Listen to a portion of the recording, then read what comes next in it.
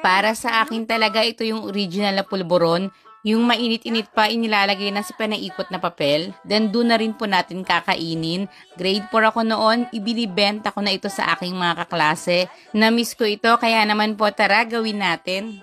Over medium to medium low heat, magsangag po tayo ng 1 cup ng harina. Sasangagin po natin ito hanggang sa magmedyo kulay brown na. Kapag na-reach na po natin yung ganitong kulay sa harina, ilagay na po natin yung ating 1/4 plus 1/8 cup po ng asukal. Kung gusto nyong mas tamisan, pwede nyo pong gawing 1/2 cup yung inyong asukal. Naglagay rin po ako rito ng isang swak pack ng powdered milk. Nakabukas pa rin po yung apoy natin dito, naka-low heat na lang po. Ang huli nating sangkap, maglagay po tayo rito ng 1/4 cup ng butter or margarine. I-mix hanggang sa tuluyang mag-melt at tuluyan rin pong humalo dito po sa ating pulburon, saka po natin patayin yung apoy ng ating kalan. At heto na nga po, magbilot na tayo ng papel, ilagay yung mainit-init pa nating pulburon at pwede na po natin itong enjoyin.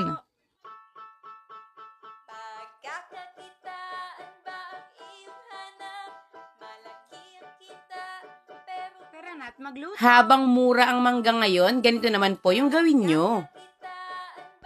1 kilong mangga, pwede nyo po itong hiwain ng maliliit, pero sa akin, kinayod ko lang po ito nung pangkayod po natin ng buko. Then, sa isang nilagyan, paghalu-haluin lang po natin yung ating all-purpose cream, evaporated milk, at condensed milk. Maglagay rin po tayo rito ng tubig at haluin lang po natin mabuti. Then, ihalo na po natin yung ating nga pong mangga at sago or tapioca pearl.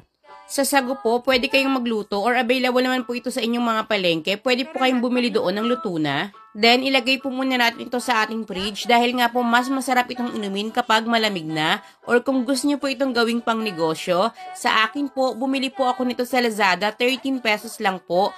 300 ml po ito. Then, sa atin pong ginawa ngayon, 11 pong ganitong bottle yung ating malalagyan.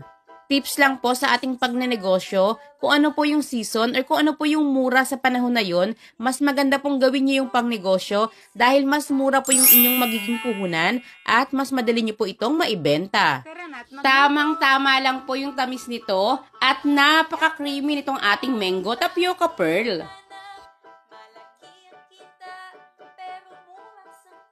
Sa ilang simpleng sangkap at proseso, makakagawa na po tayo ng napakasarap na kakanin at dessert. Medium size na lianera, lagyan lang po natin ng tig 1 tablespoon ng asukal, then i-caramelize na po natin.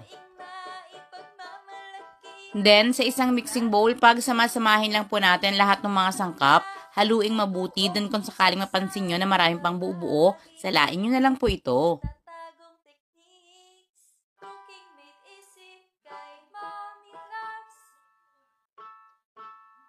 Tara na't magluto! Hatiin lang po yung lahat ng ating mixture sa 4 na lianera. Then, takpan ng aluminum foil para makasigurado po tayo na hindi po ito matutuluan ng tubig habang ini-steam. At i-steam ng 35 minutes na ang apoy ay nasa kalagitnaan ng medium to medium low heat. Mag-toothpick test after the allotted time. Kapag luto na, hanguin at palamigin. Kung sakaling hindi pa, magdagdag pa po tayo ng 5 to 10 minutes. At heto na nga po yung ating glutinous rice flan na kung makikita nyo talaga naman pong makunat-kunat ito, napaka-smooth pa rin po talaga ng texture at sa lasa tamang-tama lang po yung tamis. Sa unang tikim nyo mapapaisip kayo ano nga ba yung kalasa nito, then maaalala nyo po kalasa po ito ng sapin-sapin na habang kinakain naman po natin malalasahan din po natin yung leche flan. Kaya naman po talagang kapag pinagsama-sama, napakasarap. Naghahanap ka ba ng napakadaling gawing dessert? Yung kahit wala kang rep, pwedeng-pwede mong gawin. At hindi lang yan, hindi naman po masyadong kamahalan yung mga ingredients na ating gagamitin. Sa isang kaserola, paghalu-haluin lang po natin yung ating 3 sangkap. Siguraduhin natunaw po muna natin ng mabuti yung gulaman powder bago po natin ito isalang sa ating kalan. Ang lakas ng apoy ay medium heat. Hanggang sa ito po ay magsimula ng kumulo, then hinati ko lang po ito sa 3, then lalagyan ko po ito ng iba't ibang kulay.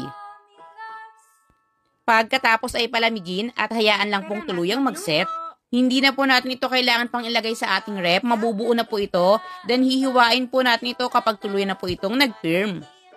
Medium size na lianera po yung gamit ko rito, pero depende na po ito sa inyo, then hahatiin ko po yung ating mga hiniwang gulaman sa 6 na lalagyan. Ngayon naman po sa isang kaserola, pagsamasamahin lang po ulit natin yung ating mga sangkap. Haluing mabuti bago po natin ito isalang sa ating kalan na ang lakas ng apoy ay medium-low heat. Huwag po nating pakalakasan yung apoy nang sa ganon hindi po mag-curdle yung gatas at yung ating cream na inilagay. Nagsisimula pa lang po itong kumulo, patayin na po natin yung apoy. Then dahan-dahan na pong isalin sa ating mga lianera, palamigin bago po ito i-unmold. At ito na nga po yung ating cathedral window na kahit wala pa nga po tayong ref, pwede natin gawin. Bukod sa napakadali na po ng proseso, napakasarap po nito at siguradong patok po itong pagkakitaan. Kung tutuusin, napakadali lang naman talagang gumawa ng leche plan.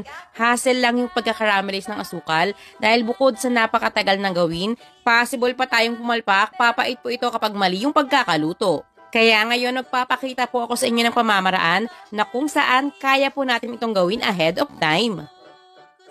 Sa isang kawali maglagay po tayo ng asukal, nakasalang po ito sa lakas ng apoy over medium-low heat.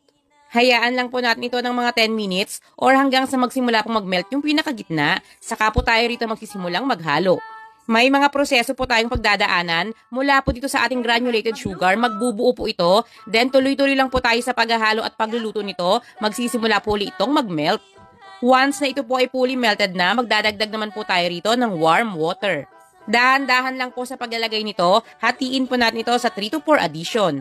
Then ang susunod na proseso, unti-unti po ulit itong mamumuo. Tuloy-tuloy pa rin po tayo sa pagluluto at paghahalo nito hanggang sa tuluyan po ulit itong matunaw at magsimula na pong kumulo. Once na ito po ay kulong-kulo na, patayin na po agad natin yung apoy sa ating kalan. Sa ngayon, medyo malabnaw pa po ito, pero tingnan nyo, once ito po ay tuluyan ng lumamig, mas kakapal na po at lalapot na po ito. Pwede nyo po itong i-store sa inyong fridge ng ilang buwan. At ito po yung patunay na pwede po talaga natin itong gamitin sa pagluluto ng ating leche plan. Hindi po ito hahalo sa ating mixture, basta dahan-dahan lang po tayo sa paglalagay ng ating leche plan mixture. Ngayon, mas mabilis na po kayong makakapagluto ng leche plan dahil kayang-kaya na po nating mag-caramelize sugar ahead of time.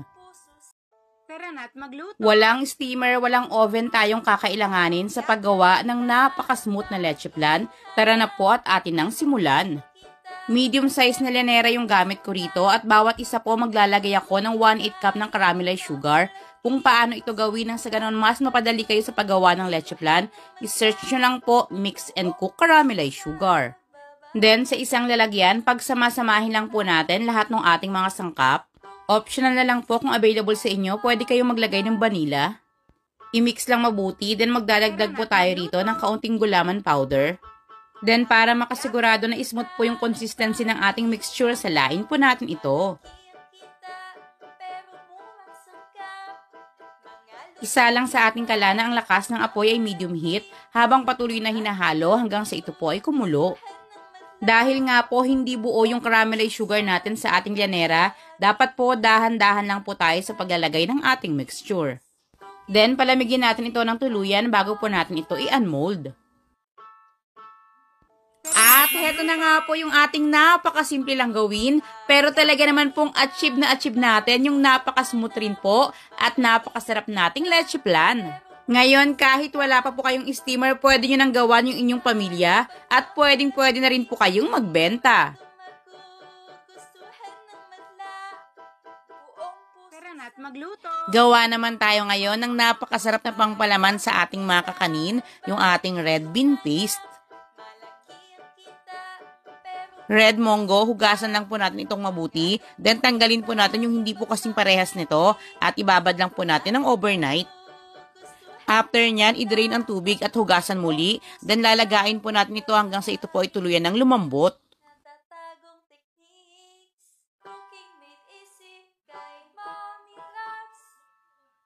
Kapag lumambot na po ito, depende na po ito sa inyo kung ito po ay inyo pang imamash. Pwede naman pong ganito kalalaki ng munggo, pwede nyo rin po itong i-food processor. Then, haluan na po natin ito ngayon ng asukal at masasarap po yung ating red bean paste kung lalagyan po natin ito ng coconut cream or kakang gata. I-mix lang mabuti, then isalang po natin sa ating kalana ang lakas ng apoy ay medium heat hanggang sa makuha lang po natin yung tamang consistency. Ganito pa lang po kalapot, pinapatay ko na po yung apoy sa ating kalan dahil habang lumalamig po ito, mas lalapot pa po ito. Tara na't magluto.